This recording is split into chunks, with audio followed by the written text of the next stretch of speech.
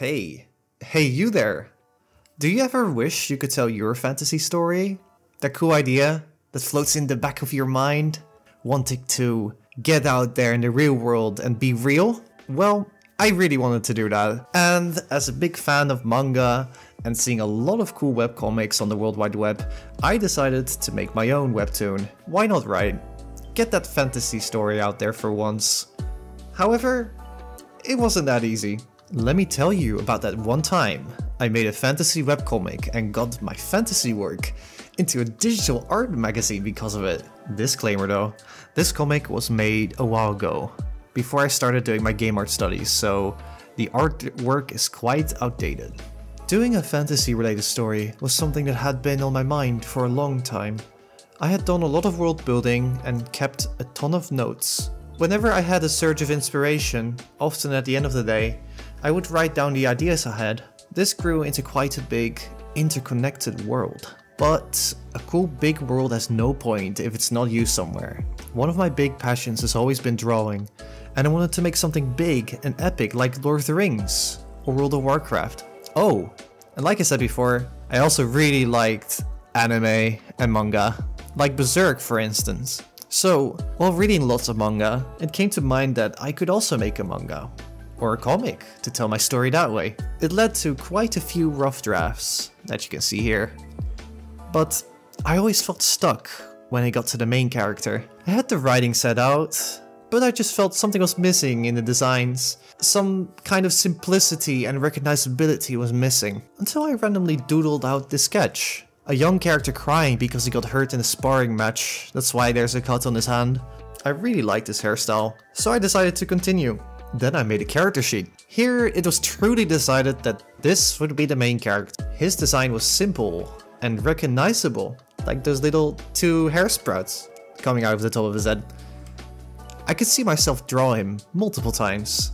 So his name came to be Kolai, which is based on the word collect. He really had that shonen main character energy that I wanted the main character to have. And of course, I needed to give my main character a friend, because that would be nice, right?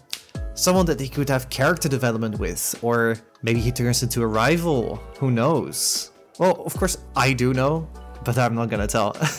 That would be a spoiler. So, designing his friend, I did a simple sketch to draw his best friend Moda, who was the son of the Lord of the Village. In contrast to Kolai, who has a family that's a lot more humble, so to say. When you look at concept art, what they do not tell you is that sometimes when you design a character, a lot of simple rough sketches happen behind the scenes, which often perhaps do not get shown. This is one of those type of rough sketches for me that just remains behind the scenes. But it's very effective. I think it really got this design out there very quickly. So I developed that, and they ended up looking like this together. This is the cover art of the comic Vanguard, and it displays them both in their full glory. Look at how their color schemes complement each other, just like their personalities do. Kolai is a more shy child who does not yet realize how full of potential he is. And then you have Moda, a kid who has an attitude and is a bit too full of himself at times. Being the son of a lord has a bit of an effect on your ego. But yeah, my gut really told me that this was the way to go. So, I immediately started doing the rough draft. This was rather quick and exciting as well, as I also had to do with scripting, which I really like, honestly. Notably, what I focused on here was the flow of reading. The story had to be conveyed, but what came after was way more grindy. With my comic, I decided to do it in full color, as opposed to manga, which is often done in black and white. Let's just say that adding in color made it take even more time. Also, I decided to make it a bit painted as well. Even more time involved. But as it came together, it started to look pretty cool. Even though there was a lack of fundamentals at the time. The chapter would have 80 pages, which is quite a lot, but it is roughly the same amount of pages that the manga one-shot would be. After I got to around 20 pages finished, I started uploading chapter 1 part 1 to Webtoon, where it was met with a decent following. About 900 followers, which caught me by surprise. I got a lot of nice comments, like people saying that my comic was going to get big. Of course, that was incredibly motivating for me. So I worked really hard on the side of my daily work to get the rest of the chapter done. But there's an important thing on Webtoon, however. You have to update the comic regularly, and my comic took a little long at times to release. So over time, when part 2, part 3, and part 4 of the chapter released, the viewing gradually dropped, because I took way too much time in between. So that was a lesson for me, to have a buffer prepared for the next time. Something else happened, however. I showed my work to the editor of Imagine FX, the big #1 digital art magazine that you might have heard of. It was for portfolio review. Normally, you take a few of your best works to portfolio review, which is a sensible thing to do when looking for a job. But me? I decided to take my whole lore bible of the world Vanguard with me, because I was quite a bit stubborn. To my surprise, I was offered a feature in the magazine. You can see the page here. This gave me so much motivation. I realized I wanted to improve a lot more in my art. So what I did? I decided to enroll at Breda University of Applied Sciences as a game artist. This was to get a bachelor's degree, but also mainly to improve my fundamentals. As I was entering this epic training arc to level up my fundamentals, my comic fell into a hiatus and I regarded my chapter as a one-shot.